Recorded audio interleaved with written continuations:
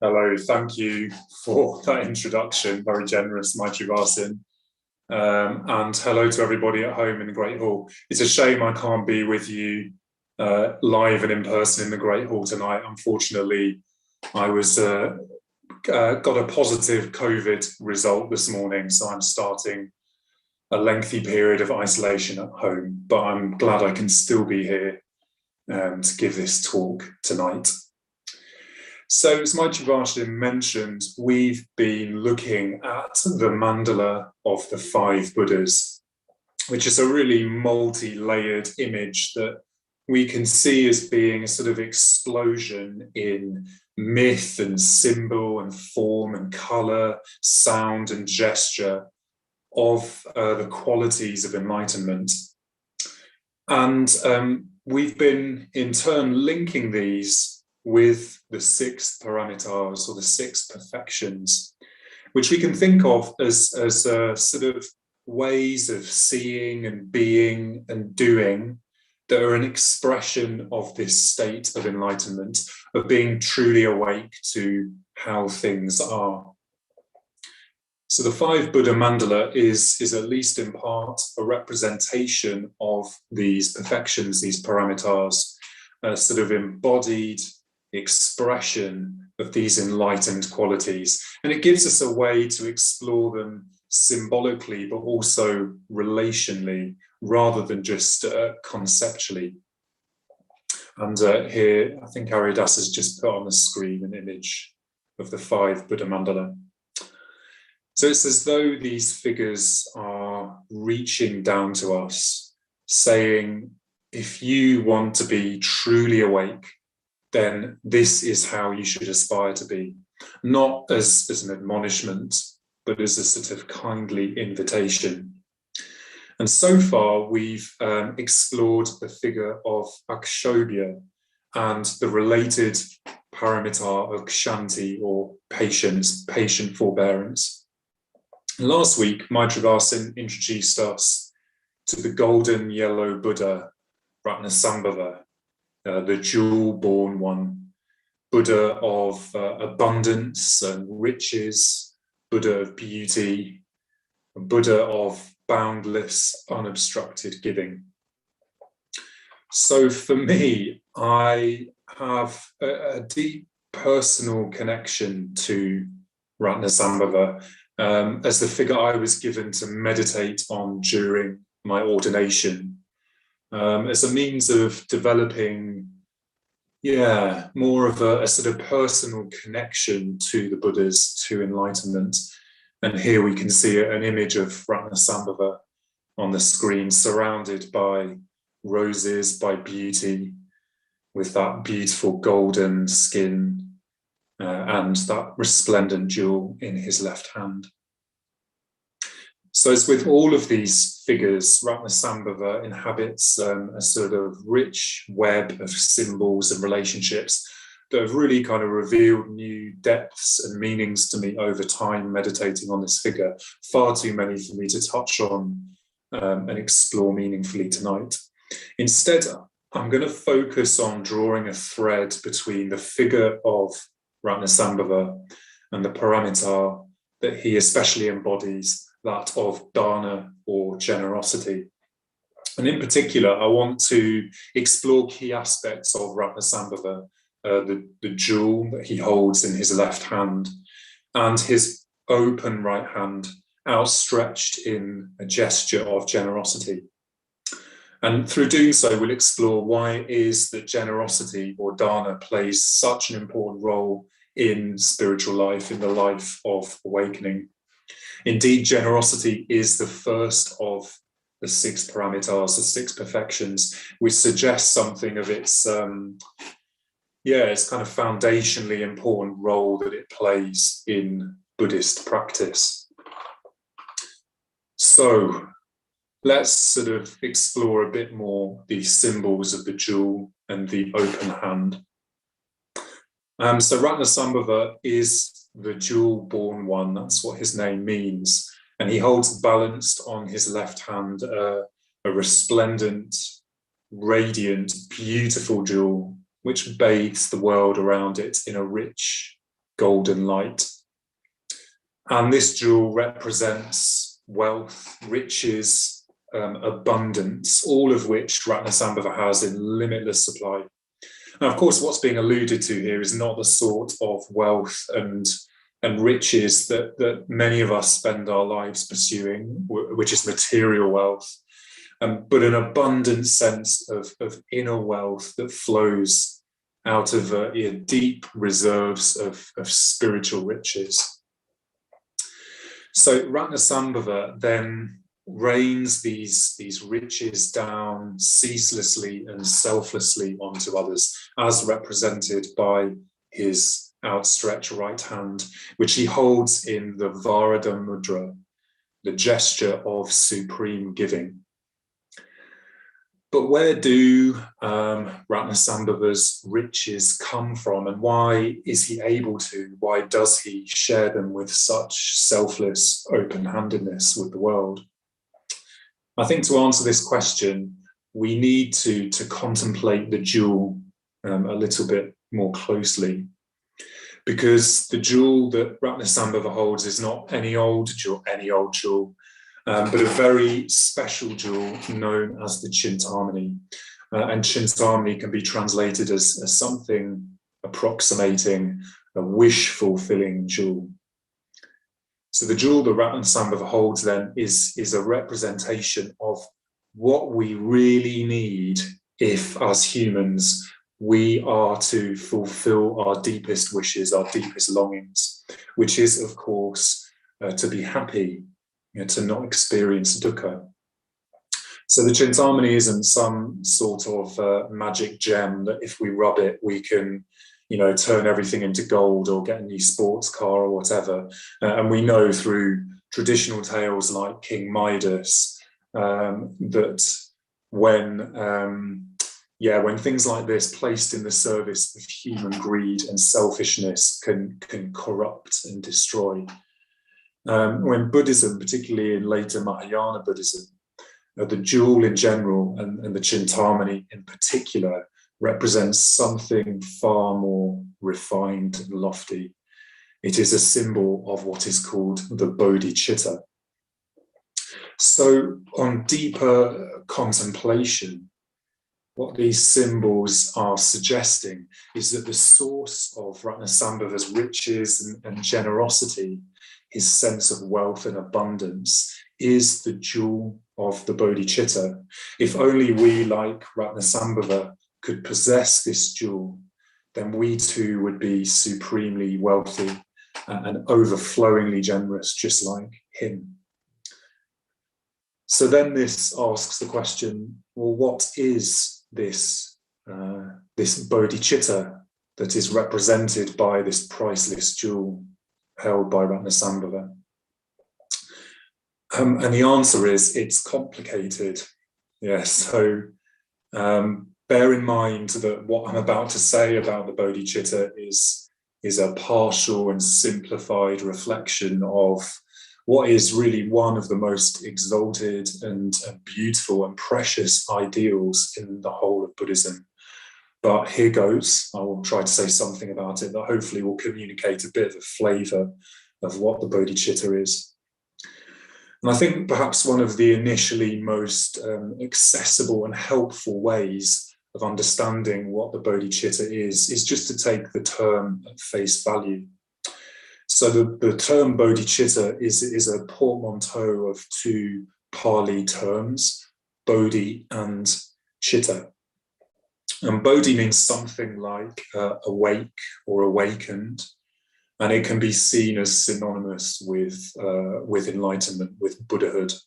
And bodhi is indeed the root of the word Buddha, or awakened one. That's where we get this term Buddha.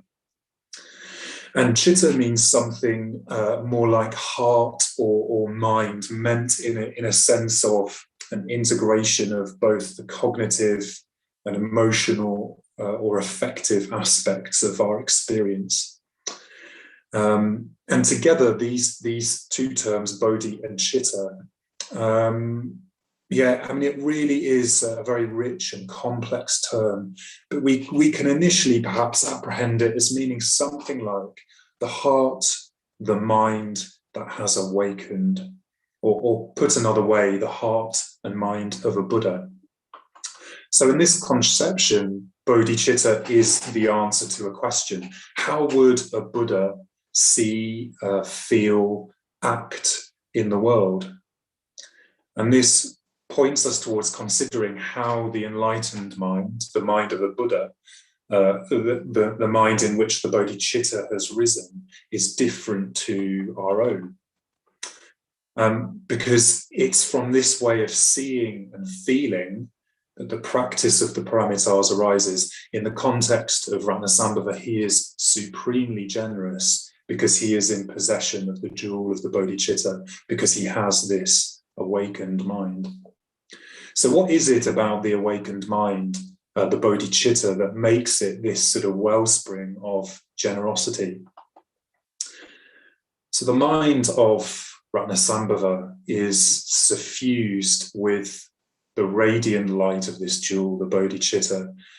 And through this radiant light, he sees all things clearly as being marked by the three lakshanas, the three marks of conditioned existence. And they are, of course, impermanence, unsatisfactoriness, and no self. And this is the wisdom of sameness, the samatha jnana that Maitreyi touched on briefly last week. And through seeing impermanence in all things, this gives rise to great wisdom, that all beings are capable of positive growth and change, even Buddhahood itself. And seeing unsatisfactoriness, the unsatisfactoriness inherent in all things, gives rise to great compassion, for all beings are caught up together in this maelstrom that we call existence, that we call life. And seeing the lack of inherent unchanging self in things leads to a great freeing, a great liberation, the freedom from the bonds that this fixed, limiting, this ultimately illusory thing that we call self, that we call I. And the awakened mind, the mind of bodhicitta, sees that we do not have the unchanging, inherently existing selves that causes us to just act like selfish emperors at the center of our own universes. But instead it sees us as being deeply and fundamentally interconnected with all other beings, and indeed all other phenomena. Once we've been liberated from this attachment to self, there is no sense of me, and therefore no sense of mine. No sense of mine leads to no desire to cling to things, to possess, to an obsession with gain and loss. And once we let go of desire, then we can release ourselves from so much of the dukkha, the suffering that is bound up with and suffuses our lives. Absolute bliss. And this, of course, is the teaching of the Four Noble Truths. The suffering arises from craving, and if we can bring an end to craving, we can bring an end to suffering. So it's also clear that in this state of liberation from self, from craving, from suffering, the whole landscape of what it means to be generous is radically reshaped. So without an idea of me and mine that arises from this illusory sense of self, the whole concept of giving and receiving is altered too. If there's no sense of me, then there's no one to give, no thing to give, no gift. Nobody to receive, no gift to receive, nothing that is mine, nothing that is yours. So no giver, no receiver, no gift, simply this unobstructed, spontaneous flow of energy, in a state of natural abundance that cannot help but just overflow into the world. An unself-conscious expression of emptiness and interconnectedness. So in this way, Ratnasambhava's mudra of supreme giving is so much more than just an expression of generosity. It's an expression of the nature of reality itself. So this, we could say, is the dana paramita, is the perfection of generosity, which in a sense isn't really generosity at all. So there's a rather exalted vision of the dana paramita and all of its perfection as represented and embodied by this resplendent figure of Ratnasambhava. But what about us? So if you're anything like me, you are quite some way away from this ideal. And that begs the question of why. Why is it that we as prataginas, as ordinary human beings, are so sort of disconnected from this ideal of what it means to be generous? And of course, it's because our experience and the views and behaviours that arise out of it is still, is still conditioned by attachment to self. In other words, we do not possess Ratnasambhava's jewel. We do not possess the jewel of the Bodhicitta. And for us, we are to a greater or lesser extent still trapped in this whirlpool of self, disconnected from the wider stream that we exist as a part of. And out of this whirlpool of self that we find ourselves trapped within arises an obsession with me and with mine, with gain, with loss, with getting and amassing and protecting. So fixation on self also causes us to experience what we might term a poverty mentality, in which we always want more. We always are ultimately dissatisfied with what we have, however much that is. And this really contrasts with the sense of outpouring of wealth and abundance that is represented by the overflowing riches of Ratnasambhava. So we can see then that the self, or at least this idea of the self that we carry around with us, is an obstruction. It obstructs the flow of energy, of positive mental states, of possessions, keeping them trapped inside that whirlpool of our construction, cut off from the world around us, and ultimately leading us and others into greater suffering.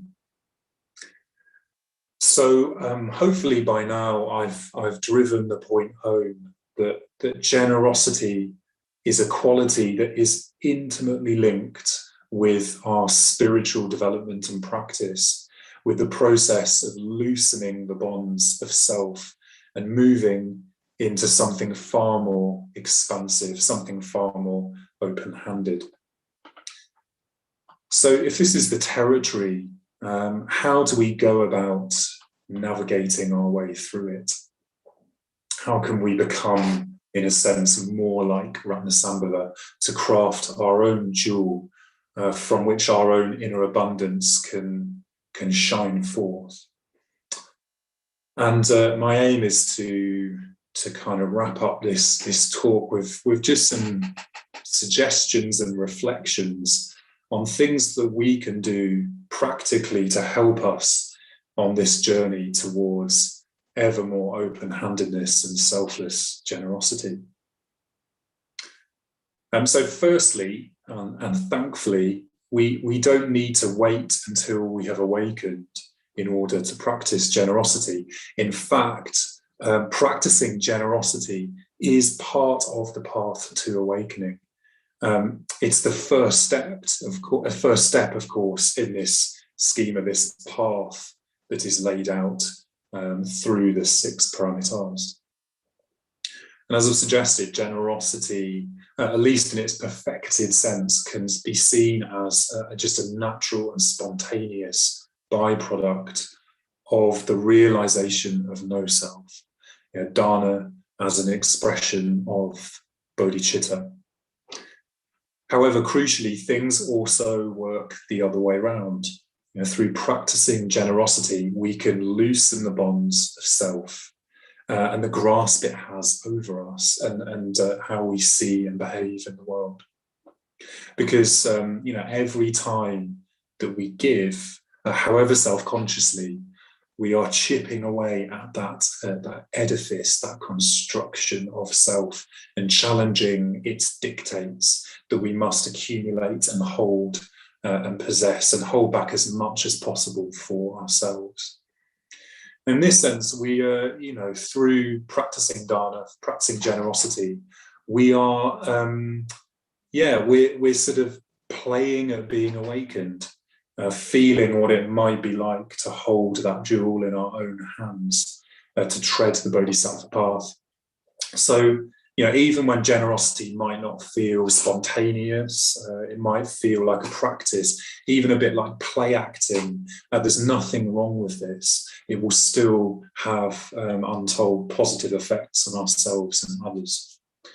And of course, all children play act at being adults to prepare them for growing up. So should we not play act at being bodhisattvas? So secondly, there are other ways in which practicing generosity can give us an insight into how our sense of self operates and conditions us. Excuse me. So often, much like all of you, I find myself in situations where the opportunity to be generous presents itself to me. And I can have all sorts of different reactions to that. And sometimes being generous can feel really quite straightforward, particularly when there isn't a strong sense of having to give something up. For example, making somebody else a cup of tea when I'm already making one for myself. Really straightforward. But at other times, being generous can feel a bit more complicated. I can notice, an arising of resistant and aversive feelings in my body. And often accompanying that, there's a sort of mental commentary, a set of thoughts telling me why I shouldn't be generous. A recent example of this at the weekend, a friend contacted me to ask me if I'd help him to move house. And immediately this sort of slightly tight set of feelings in the body arose, with this commentary saying, oh, no, I shouldn't help him move house because actually I've got lots on my plate at the moment. And I'm really doing quite enough already. And I've got to go to the supermarket later. And I really need sort of enough energy to go for a run tomorrow. And before I know it, I've talked myself out of that general impulse. And the point here is that, this arises. We shouldn't be overly critical of ourselves for having these reactions and these responses, but rather, if we can bring a degree of mindful awareness to the arising of these thoughts and feelings, we're sort of seeing in real time the construction of the self and how it kind of disconnects us from the people and the world around us. And this awareness, it brings the gap into play. And through doing that, we can then choose to respond a bit more creatively, to question the assertions of the self, perhaps challenging them. No, that's not a good set of reasons, perhaps validating them upon further reflection. Or we can simply just choose to observe them. But, either way, the more familiar that we become with watching this process of selfing, the more that we can see it unfolding, the easier it becomes to loosen its grasp over us. So generosity, or rather observing moments of stinginess, can provide us with a really kind of perfect situation in which we can do this, to start to work with these kind of bonds of self that hold us back.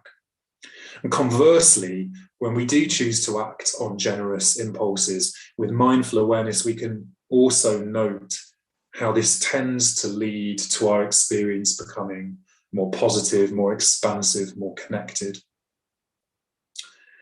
So the next point that I want to make about practicing generosity is the importance of expanding our conception of what it means to be generous. And we can get a bit preoccupied with generosity needing to involve money and resources. It looks like giving money to the homeless or donating to charity, giving gifts to people we care about. And the giving of money and resources is certainly a positive thing to do. But there is so much more to generosity. We can give our skills and our expertise. We can give our time and our energy. We can just give a listening ear. We can give support. We can give confidence. There are so many ways that we can give and practice generosity towards others. And this kind of dovetails with the next thing I wanted to say about generosity, which is to reflect, really take time to reflect on what you feel rich and abundant in. What are the jewels that you possess? So for some of us, we might not feel particularly rich and abundant in, financial wealth and resources, but do feel really rich and well-resourced in terms of time to spend and give to others. We might not feel so well-resourced when it comes to sitting with somebody and talking and listening to their problems, but we might have a wealth of practical skills and interests that we can involve other people in. So, spend some time reflecting on what you feel you have to offer the world. What are the jewels that you can uncover and shine and let radiate out into the world? So, finally, I'd just like to plug the importance when it comes to generosity of cultivating positive emotion through practices such as the metta bhavana and gratitude reflection. So metta practice has, a dual effect here in allowing us to feel more emotionally robust and well-resourced, as well as more connected to other people. And this really lays a fertile ground for generous impulses to arise, which generates further positive emotion in this sort of positive feedback loop. And of course, the law of karma also suggests that the more generosity we send out into the world, the more we're likely to receive back. And I say this not to make the point that generosity is therefore a good thing because of some sort of quid pro quo, I'll scratch your back, you scratch mine sort of setup, but because it draws us into this sort of mutual unfolding connection with the world around us. And remember, of course, the Dharma tells us the more that we feel connected to the world, the less trapped we feel by the concerns of the self, the happier we are likely to feel. Don't take my word for that. Go and investigate that for yourself. When it comes to gratitude, reflecting on the benefits that we've received from the world and from others also leads to a more spontaneous arising of generous impulses and acts. And when we see that the treasures that we possess are in fact often gifts bestowed on us from the world and from others, also leads to the supporting conditions that we find ourselves in. And this view can really lead to the sense of them being mine to weaken, and either to share them or to withhold them. That just doesn't have the same sort of grasp on us. So, for example, here I am giving a Dharma talk, and I have certain attributes and resources that allows me to do that. But on reflection, how many of those are truly mine, and how many are the results of things that I have received, gifts that I have received from others? And when I bring this lens of gratitude to what has enabled me to make this dharmic offering, a different perspective arises. So I'm grateful to have had an education that has enabled me to write and to speak coherently, to carers and teachers who've helped me to grow the confidence needed to get up and talk like this. And I'm grateful, of course, for the great fortune to have discovered the Dharma and Sheffield Buddhist Centre, and to my teachers, my friends who've helped me to understand and practice the Dharma. And lastly, I am grateful to Ratnasambhava, my relationship with whom has really shown me the depths of the beauty, the abundance of this world and in myself, and how all I need to do is step out of the way as unself-consciously as I can to allow that to flow through me. And so it feels fitting for me then to finish this Dharma talk with some verses to the Buddha, Ratnasambhava.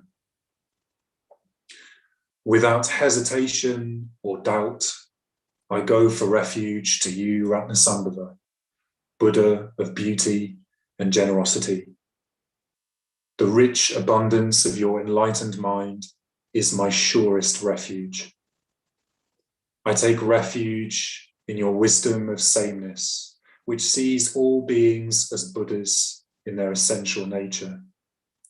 Equally compassionate to all of us, your golden yellow light is a sun of salvation in a suffering universe. I take refuge in your retinue of bodhisattvas, the jewel family of protectors. Om Ratnasambhava, with body, speech, and mind, I go for refuge to your wisdom and compassion.